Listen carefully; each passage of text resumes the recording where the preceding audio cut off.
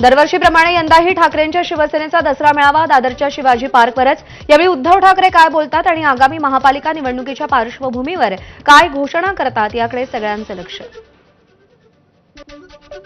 उद्धव आणि राज ठाकरेंमध्ये चर्चा सुरू, युती कधी जाहीर करायची हे ते दोघं ठरवतील। संजय राऊतांची शिवसेना मनसे युतीवर प्रतिक्रिया। गोरेगावच्या नेस्को एक्झिबिशन सेंटरमध्ये एकनाथ शिंदेंच्या शिवसेनेचा दसरा मेळावा। यंदाचा दसरा शेतकऱ्यांच्या बांधावर स्थळ बदललंय, परंपरा नाही। एकनाथ शिंदेंची दसरा मेळाव्याबाबत एक पोस्ट। गद्दारांच्या मेळाव्यावर चिखल फेकायचा नाही तर मग काय प्राजक्ताची फुलं फेकायची का? खासदार संजय राऊतांची शिंदेंच्या मेळाव्यावर टीका। मोदींनी गद्दारांच्या मेळाव्यांची परंपरा सुरू केल्याचाही हल्लाबोल। विजयादशमी निमित्त सरसंघचालक मोहन भागवतांकडून शस्त्रपूजन। रामनाथ कोविंद यांनीही शस्त्रपूजन केलं। यावेळी सरसंघचालक भागवत संघाच्या पोशाखात पाहायला मिळाले। नागपूरमध्ये राष्ट्रीय स्वयंसेवक संघाचं पथसंचलन सोहळा संपन्न। संघाच्या पारंपरिक वेशभूषेत स्वयंसेवकांकडून पथसंचलन। यावेळी संघाच्या शिस्तीचंही प्रदर्शन। गुरुस्थानी मानल्या गेलेल्या भगवा ध्वजाचं ध्वजारोहण आणि प्रार्थना।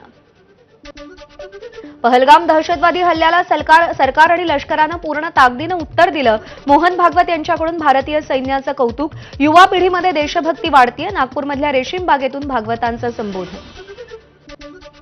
अमेरिकेनं त्यांच्या हितासाठी टॅरिफ धोरण आखलं, त्यामुळे स्वावलंबनासाठी स्वदेशीवर भर द्या। मोहन भागवत यांचं देशवासियांना आवाहन। स्वदेशी वापरत सर्व देशांशी व्यापारी संबंध ठेवावे लागतील। मोहन भागवतांचं टॅरिफवर भाष्य। संघाचं स्वातंत्र्य लढ्यात काय योगदान? खासदार संजय राऊतांचा सवाल। संघानं राष्ट्र संकटात असताना कठोर भूमिका घेतल्या नाही तशी ही टीका। तर गांधी आणि आंबेडकरांनी संघाचं समर्थन केलं नसल्याचंही राऊतांचं वक्तव्य।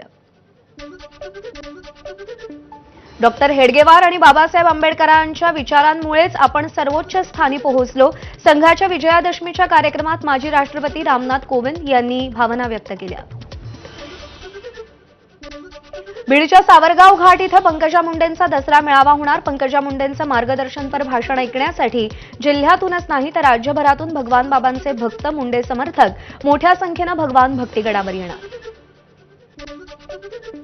धनंजय मुंडे यांनी भगवान गडावरती भगवान बाबांच्या समाधीचं दर्शन घेतलं। यावेळी धनंजय मुंडेंनी नामदेव शास्त्रींची भेट घेतली। नारायणगडावर मनोज जरांगे पाटील यांचा दसरा मेळावा। प्रकृती ठीक नसल्यानं भाषण करण्याबाबत साशंकता। जरांगे रुग्णालयात असल्याने अँब्युलन्सनं नारायणगडाकडे येणार आणि गडावर दर्शन घेणार। मंत्री नितेश राणे संघाच्या गणवेशात दिसले। शस्त्रपूजनाच्या निमित्तानं सिंधुदुर्गातील राष्ट्रीय स्वयंसेवक संघाच्या मिठबाव शाखेला नितेश राणेंची भेट। संघाचे विचार हीच भारताची खरी ताकद असल्याची नितेश राणेंची प्रतिक्रिया। विजयादशमीनिमित्त नांदेड शहरात संघाचं पथसंचलन। खासदार अशोक चव्हाण यांच्याकडून पथसंचलनातील संघ स्वयंसेवकांवर फुलांची उधळण। यावेळी त्यांच्यासमवेत माजी आमदार, माजी महापौर यांची देखील उपस्थिती। साताऱ्यामध्ये स्वयंसेवक संघाचं पथसंचलन मोठ्या उत्साहात पार पडलं। स्वागतासाठी सार्वजनिक बांधकाम मंत्री शिवेंद्रसिंग राजे भोसले यांची उपस्थिती। शिवप्रतिष्ठानच्या दुर्गामाता दौडची सांगता। 9 दिवस शहरात विविध ठिकाणी दुर्गामाता दौड पार। संभाजी भिडेंच्या नेतृत्वात दुर्गामाता दौड झाली तर छत्रपती शिवाजी महाराजांच्या पुतळ्यासमोर दुर्गामाता दौडीचा समारोप झाला। दरवर्षीप्रमाणे यंदाही शिवप्रतिष्ठान हिंदुस्थानची दुर्गामाता दौड अमरावतीत संपन्न। दुर्गामाता दौडीच्या मार्गात प्रत्येक चौकामध्ये भगव्या ध्वजाचं पूजन करण्यात आलं। छत्रपती शिवरायांच्या आरतीनं दुर्गा दौडची सांगता।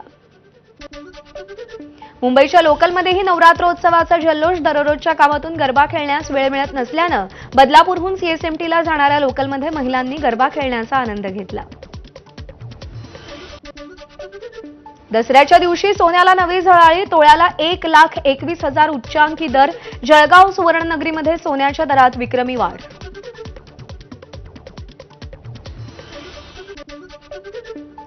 थोड्याच वेळात पंकजा मुंडेंच्या दसरा मेळाव्याला सुरुवात होणार आहे। पंकजा मुंडे भगवान भक्तिगडावरती थोड्याच वेळात दाखल होतील।